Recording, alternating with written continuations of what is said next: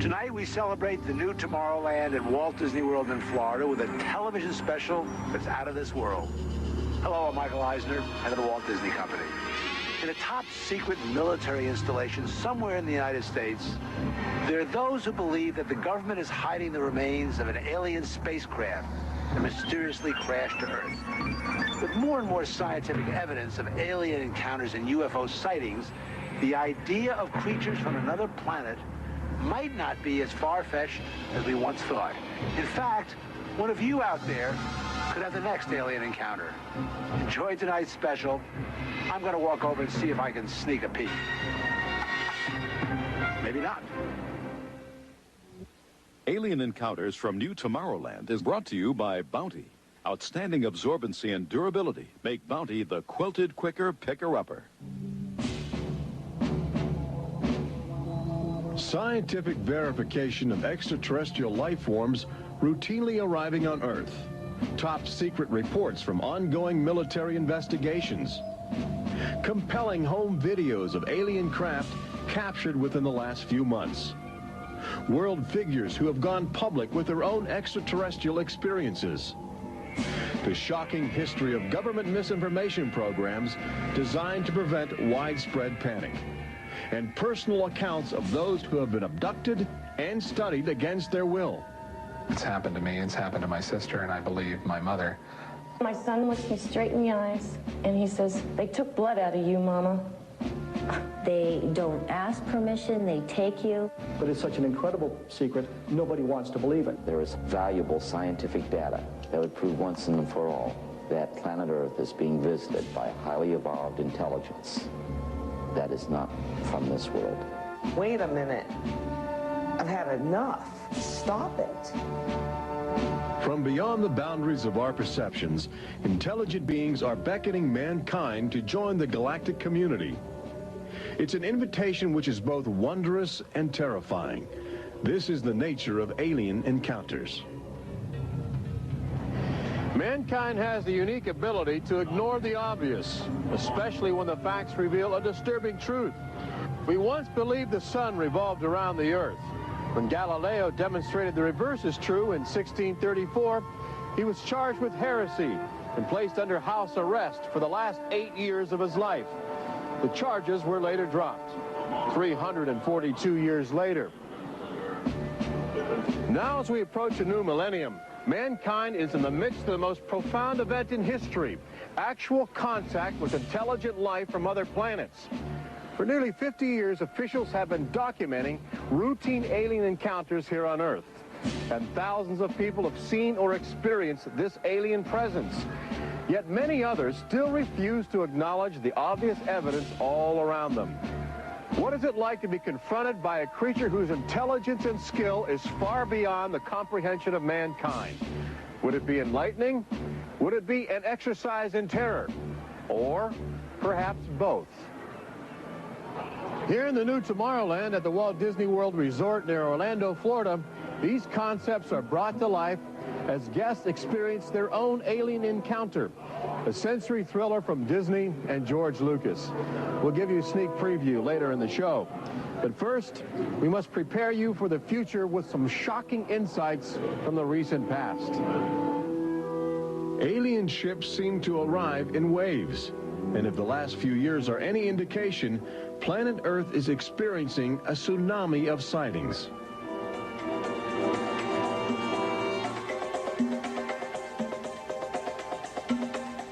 Mexico City, 1992.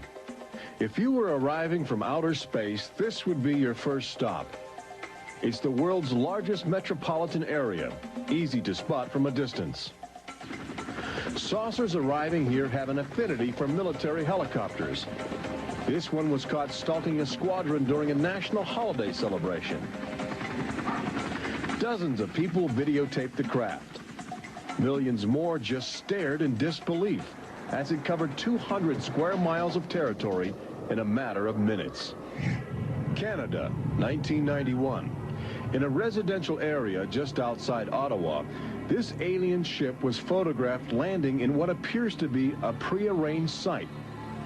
UFO investigators claim the structure of this craft reveals a technology previously undocumented. This sighting is known as the Guardian case, named after the pseudonym of the photographer who wishes to keep his identity secret to avoid harassment from local authorities uncomfortable with the notion of alien intruders. For the last few months of 1994 and lately in 1995, Gulf Breeze, Florida has been ground zero for alien encounters. Especially during the day, extraterrestrial craft have become common ornaments in the uneasy skies. Over those dunes right there. There she is, right there. Oh my God. Residents of Gulf Breeze routinely aim their home video cameras at the horizon. More often than not, they capture an astounding alien display. Oh, there it is. Right out there. Looks like an egg on top and an egg on the bottom. You would think these alien sightings would be front page news. So why have they received almost no national attention? The answer is simple. For governments determined to maintain their authority, extraterrestrial contact is pure dynamite. There's beings from another planet. We don't know where they come from. We don't know what they're doing here. There's nothing we can do about it. Meet Captain Kevin Randall, retired Air Force intelligence officer, now a top investigator of alien encounters. Anytime a technologically superior civilization comes in contact with a technologically inferior civilization, the technologically inferior civilization ceases to exist. Not necessarily through conquest, not necessarily through invasion, but because the technology changes the underlying social structures of that civilization and it disintegrates. Those fears are reflected in a 1960 federally funded study by the Brookings Institution, which warned that public knowledge of alien life could cause civilization to collapse. So they began a policy of covering up and hiding the information, but they also began a policy of ridiculing, so that people who really see something are afraid to come forward. This isn't right to do the ridicule. I mean, a lot of people suffer. Retired Army officer Clifford Stone certainly suffered after he began private research into the UFO phenomena while still in the service. Well, I was given a lawful order while I was in the military to back off. I refused that lawful order. That resulted in me having to go to be psychoanalyzed, which kind of backfired on my command. But I was actually given a lawful order not to write to members of Congress without first getting it approved through my command, and not to talk to members of the media. Of course, I went out and violated all those directives simply because I felt they had no right, that I had a right. He also has determination. This collection of classified government documents represents years of determined effort by Stone to open the UFO files and offer fresh leads to investigators on the trail of the truth. It is not surprising that this book is making top military officials very uncomfortable. I think that some of the underlying concerns they have is the impact it will have on society as a whole if the information is ever released. Then why have aliens chosen to visit our small blue planet, hidden on the distant fringes of an insignificant star cluster? Well, we invited them here. When we return, what is attracting alien visitors to planet Earth?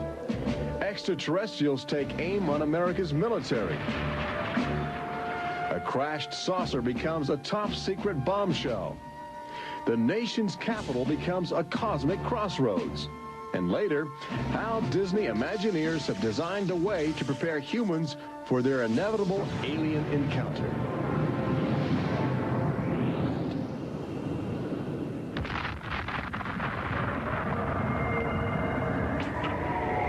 And I looked, and behold, a whirlwind came out of the north, and a fire enfolding itself, and the brightness was about it.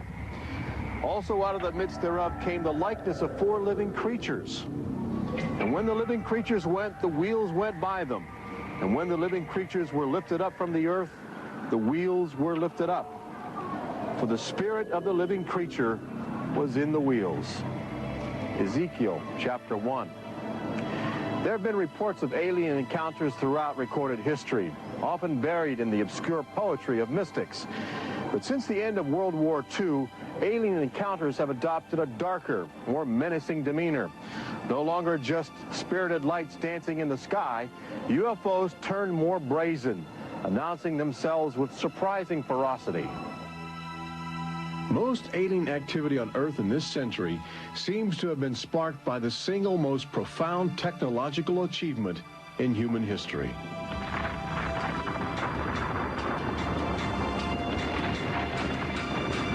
The atomic bomb did more than blow away every conventional notion of combat.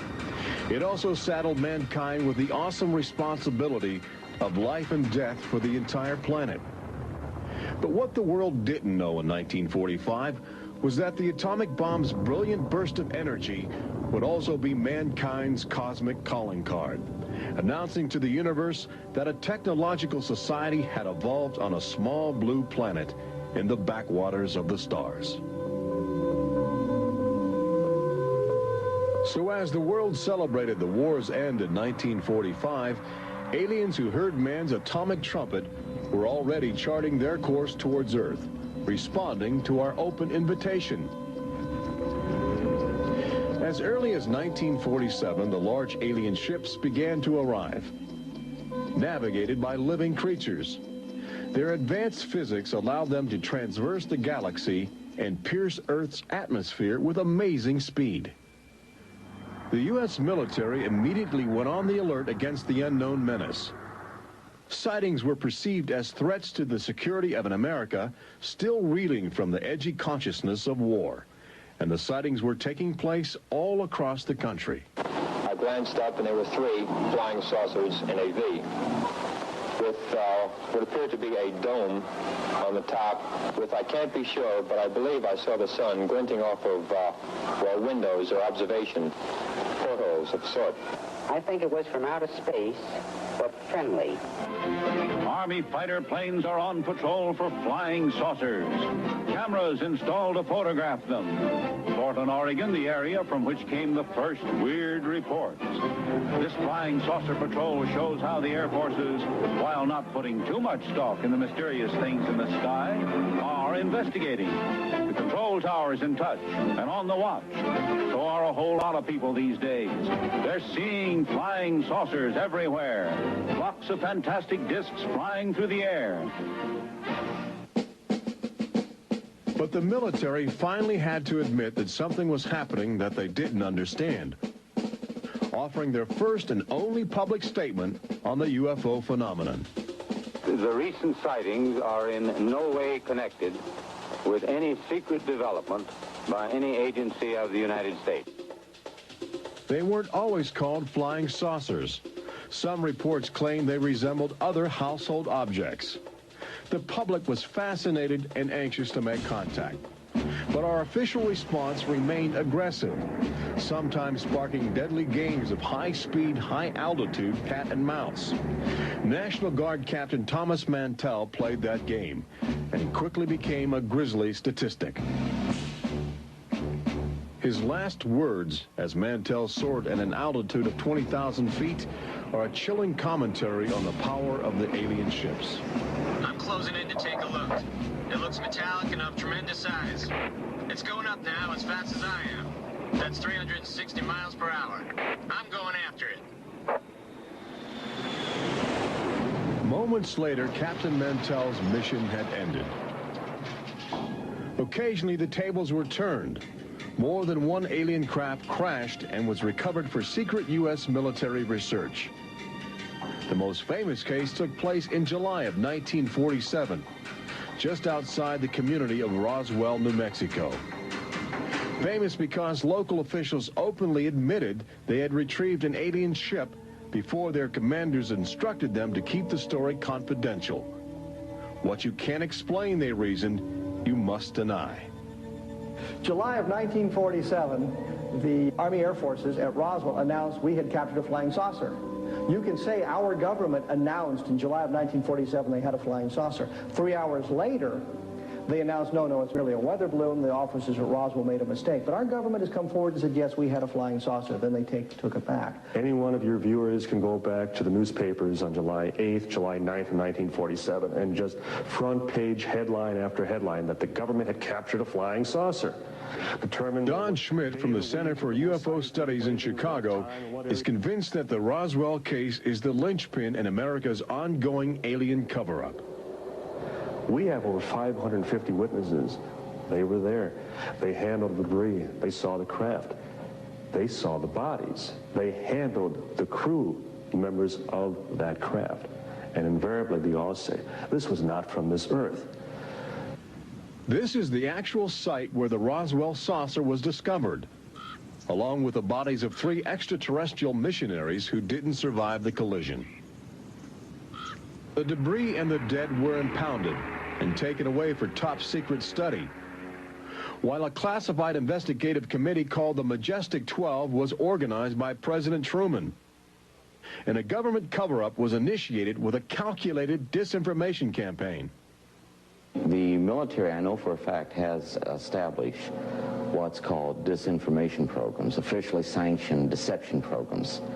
This is covered by a regulation at Department of Defense level that's secret. This is the case with the unidentified flying objects. I cannot say that the Roswell incident was a cover-up, but I can certainly say that the government back then and today acted like it was a cover-up and has been subject to being accused of a cover-up. The flying saucer debris at Roswell was attributed to a downed weather balloon. There was no explanation for the alien body parts among the wreckage. Before long, other sightings were dismissed as optical illusions caused by electrified swamp gas, with elaborate demonstrations staged for newsreel cameras to back up the claim. But while the Pentagon refused to publicly admit aliens had arrived on Earth, their top-secret internal memos told a different story, even detailing the various ships and the creatures they had autopsied. Meanwhile, the American people fell in love with flying saucers, sensing something playful in their alien design. Before long, even the military seemed to fall under the trance of the UFOs. Government inventors began to mimic what they were seeing in the sky, in a strategy to stumble upon the secrets of advanced alien technology. These rare films chronicle those primitive efforts. At a symposium conducted by Princeton University, weird and wonderful flying machines developed for the Army go through their paces. The flying scooter, for instance, with only a 7-horsepower motor. Or this flying what have you. Just count your fingers after starting the fans.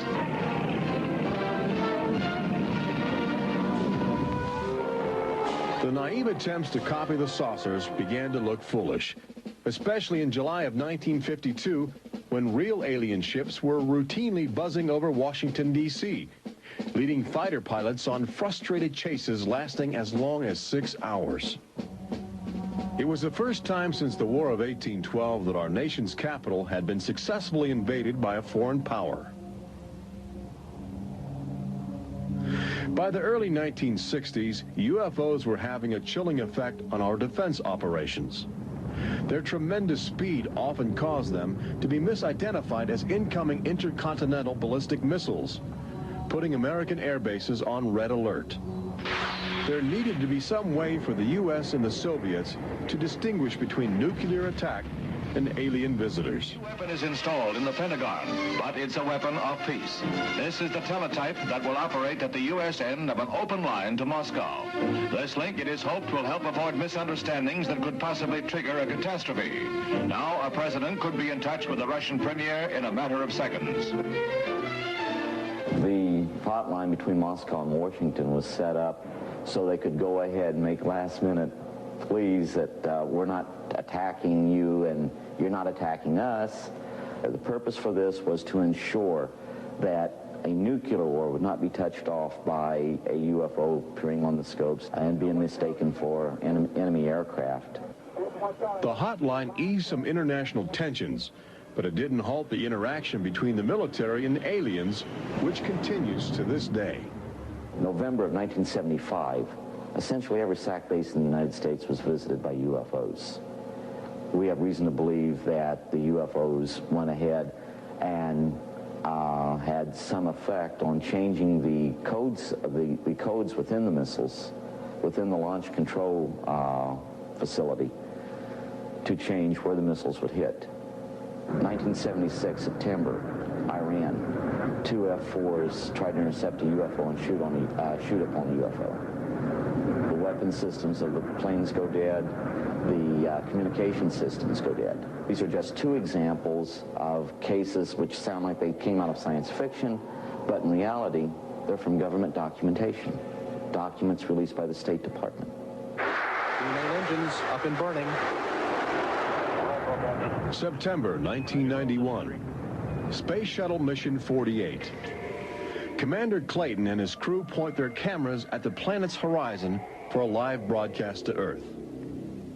Many viewers noticed an alien ship playfully cavorting around the shuttle at tremendous speeds. NASA still refuses to acknowledge the incident. But since that time, the space agency no longer allows public access to live unscrambled television signals from shuttle missions. Currently in 1995, the Federal Emergency Management Agency trains personnel with a manual that suggests techniques in communicating with extraterrestrials encountered in the line of duty. This document is in marked contrast to a federal law passed by Congress in 1969, which makes it illegal for any American to have contact with an extraterrestrial, punishable by a $5,000 fine and a year in jail.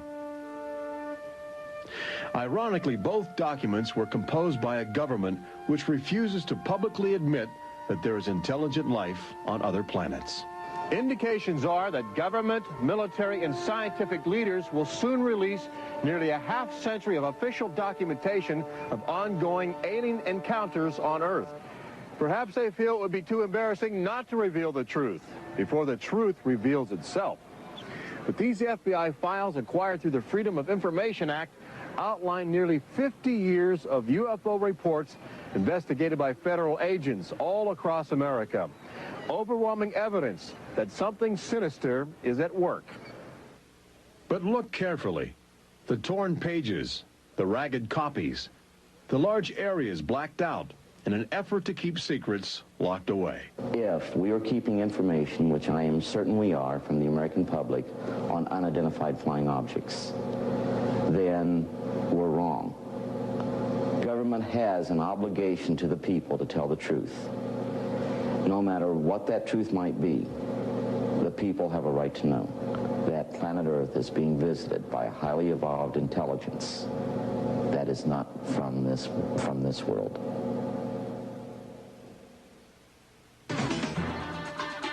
When we return, meet the people who have already experienced disturbing contact with creatures from another world. They don't ask permission, they take you. See how government is monitoring mutant life forms which have already staked their claim on planet Earth. And join Robert Urich on the fringes of the future in Walt Disney World's Magic Kingdom as Disney Imagineers prepare the public for their inevitable alien encounter. Encounters from New Tomorrowland.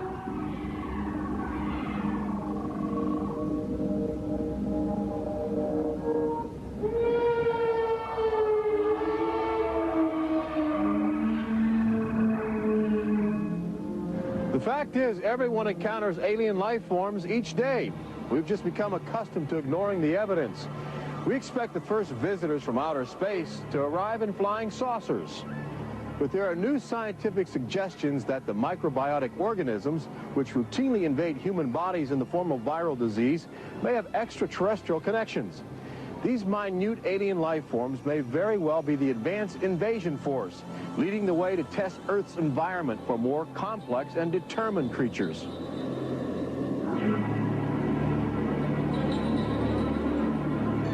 The idea is not new. Arrhenius, a Swedish chemist who died in 1927, first proposed the theory of transfermia, the notion that life is universally dispersed, possibly carried by cosmic winds across the vast expanse of the galaxy in the form of viral spores. Uncovering this mutating alien life is an ongoing government project carried out by scientific teams at NASA. They begin by collecting meteors which have landed on the barren landscape of Antarctica. Here, low temperatures preserve the alien life clinging to 4 billion-year-old cosmic debris. In a specially sealed clean room at the Johnson Space Center, these crude interstellar spaceships are carefully dissected to extract the biotic matter inside. Amino acids, a kaleidoscope of organic compounds, and the chemical catalysts of life are analyzed with sophisticated gas chromatographs and mass spectrometers. Life is plentiful in the universe and eerily tenacious. Lately, scientists have found extraordinary numbers of unknown organisms which have gained a biological foothold where we once thought survival would be impossible. They grow in deadly ammonia gas. They are resistant to ultraviolet radiation. They thrive inside the radioactive cooling systems of nuclear power plants. And they can even survive the vacuum of space, reanimating themselves when air and water become available. Riding inside the stone cocoon of a meteor, life can travel virtually anywhere, and a good deal of it lands on planet Earth. But just as we explore the genetic package of alien life, visitors from space are routinely examining human specimens, abducting men, women, and children in order to conduct disturbing biological experiments. Very, very few people who've had the experience are willing to talk about it publicly. There is such a kind of ridicule factor. Bud Hopkins, researcher and author of the best-selling book Intruders, is America's leading investigator into the alien abduction phenomenon, and largely responsible for bringing the astonishing situation to the nation's attention. The most important thing about this, I think, in studying it, is to realize that there are very distinct patterns. This is not just a box full of crazy experiences which are mutually contradictory. The patterns start this way. People are abducted first in childhood. When I go back into my memory, I don't know a day without them. And they are then re-abducted over many, many, many years. When I saw this light on the freeway, my first reaction was, oh my God, not again. I grabbed the side of my bed like, no, you're not gonna get away with this. You're not gonna get away with it this time.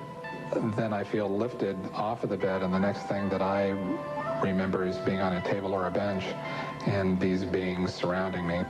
Samples are taken from the skin. There are very distinct scars that result from these biopsies, whatever we want to call them. I have a scar on my hand. It seems to be a triangle shape that's a half an inch by half an inch if you were to measure it. They were just red and blistery and kind of in a large equilateral triangle on each foot. The basic, most common mark is what we call a scoop mark. It's a circular depression, as if the aliens have used a little tool and removed a layer of cells. On my upper left inner thigh, I have two marks. There's a series of two. They're about 1/8 of an inch deep and about 1/4 inch in diameter that people call scoop marks, for lack of a better term. Often an object is inserted in the nostril or behind the eyeball or in the ear, which we believe to be implants. On my shin, between my ankle and my knee, were two puncture marks. In fact, I hesitate to call them that because they were larger and deeper. They were like two holes drilled vertically along my shin into my leg, and that frightened me deeply because I have no idea how those got there. I could only speculate as to why they were doing that, although I do know that, bone marrow contains genetic material, blood. They're interested in who you are genetically. They seem to be desperate for our genetic material, our DNA, our particular genetic makeup, as if they have reached some point of, let's say, some point of no return in their evolutionary development, and they need to revivify themselves through something they can get from us, a more primitive and perhaps more robust species. People generally describe one particular type of figure as the basic alien type, which is a small figure, 3.5 to 4.5 feet tall, huge head, huge black eyes, hairless, grayish-white skin, just a tiny slit for a mouth that doesn't move, and so forth. I'd say that accounts for about 85% of the descriptions. There's some that are very, they talk about the reptilian being like sexually aggressive, and then there's some that look like praying mantis that are very mean and very violent. It is a violation of your body. It's a violation of your space. They don't ask permission. They take you. On this earth, when you are raped, when you are mugged, even if you don't see that person that is doing you bodily harm, you have somewhere to go. You can go to the police and at least give a report whether they do something or not. You have somewhere to go. But in this case, you have no one to talk to. You have no one to say, this has happened to me. I've been so violated. You don't even know. And you're not ready for this. My love life went to hell.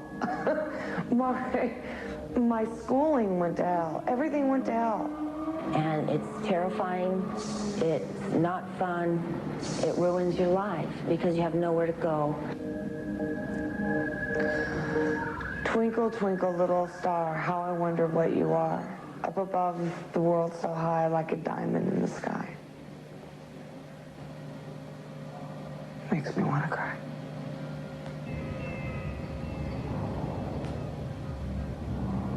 Part of the trauma involved in this is our government telling us that these objects don't exist. And I seem, and other members of my family, and other people seem to have these experiences. It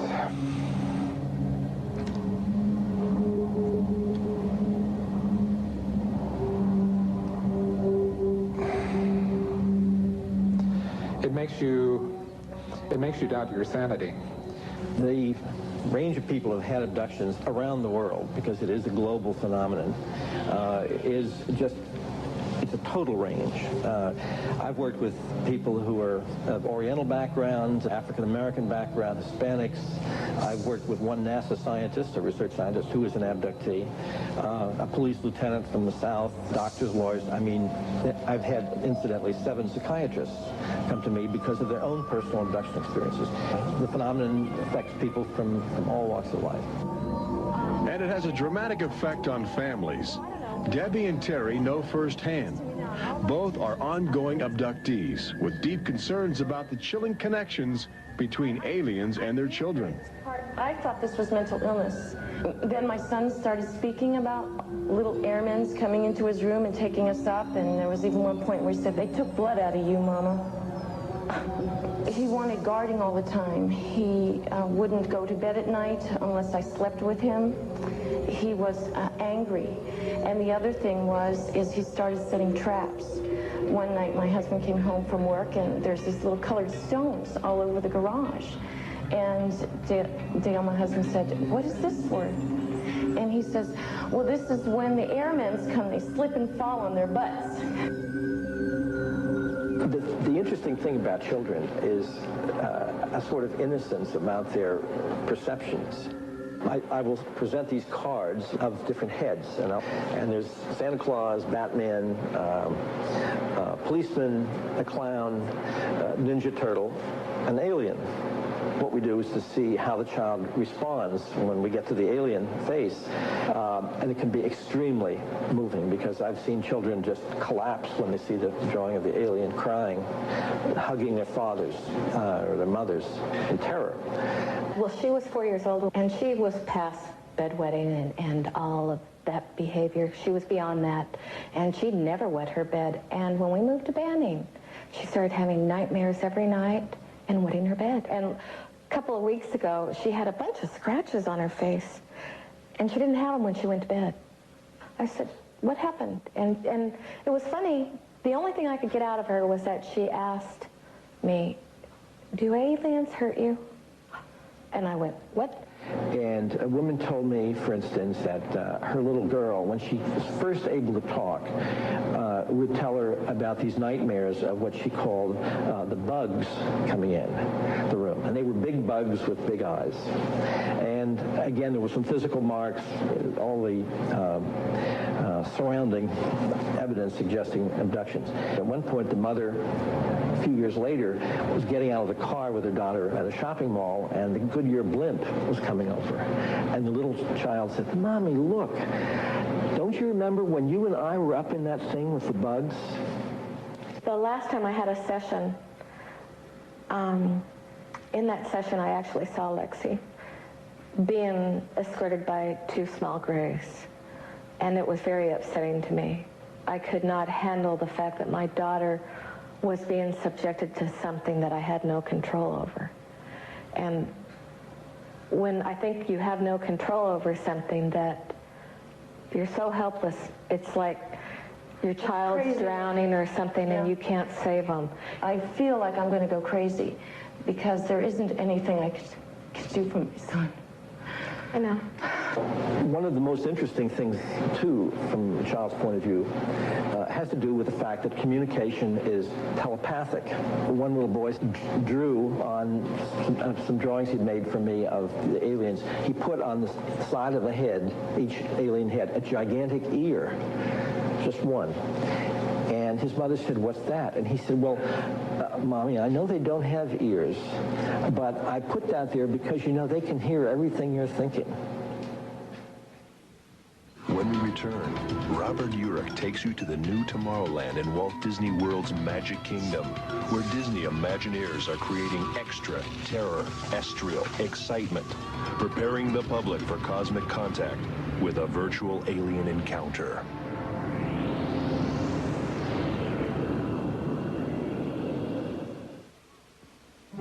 An official UFO sighting report, one of thousands compiled over the last few decades. This particular report from October 1969 was filled out by Jimmy Carter. He was still governor of Georgia at the time. He witnessed a luminant object suspended in a twilight sky. Later, when he assumed the office of President of the United States, his staff attempted to explore the availability of official investigations into alien contact. As this internal government memo illustrates, there are some security secrets outside the jurisdiction of the White House. We investigated lights in the sky for over 20 years. We didn't get anywhere. We have over 100,000 cases from over 160 countries in our files at the Center for UFO Studies in Chicago.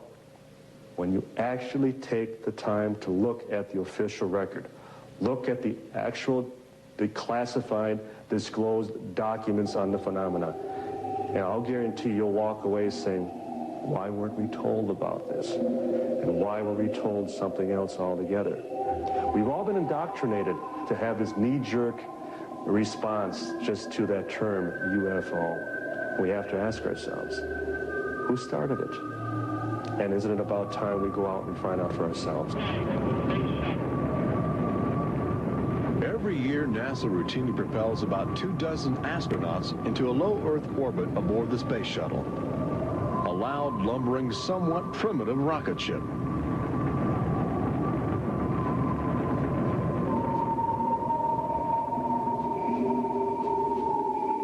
But most Americans will likely explore outer space aboard crafts of alien origin. Statistics indicate a greater probability that you will experience extraterrestrial contact in the next 5 years than the chances that you will win a state lottery.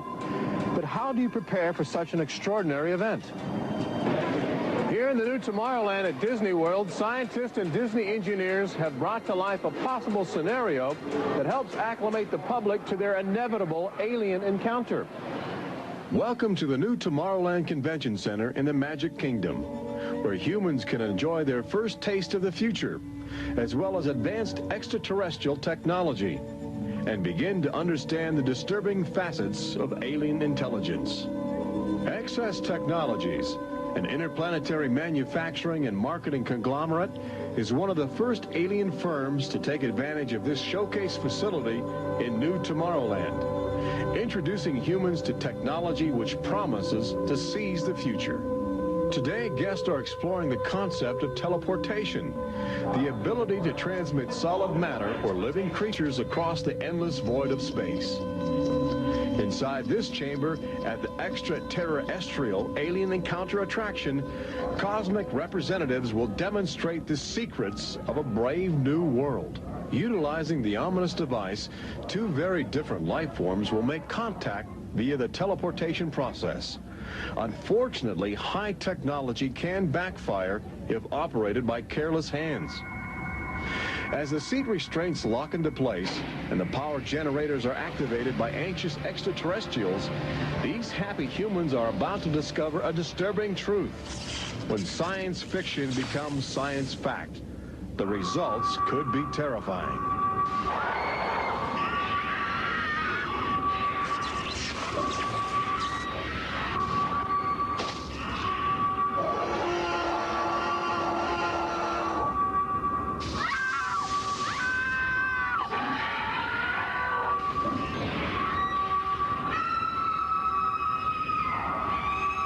Alien Encounter opens at Walt Disney World summer 1995.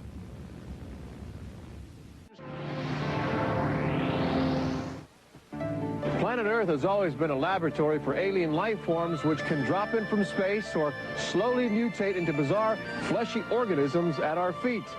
Understanding the nature of these strange creatures from above and below is the greatest challenge of our age.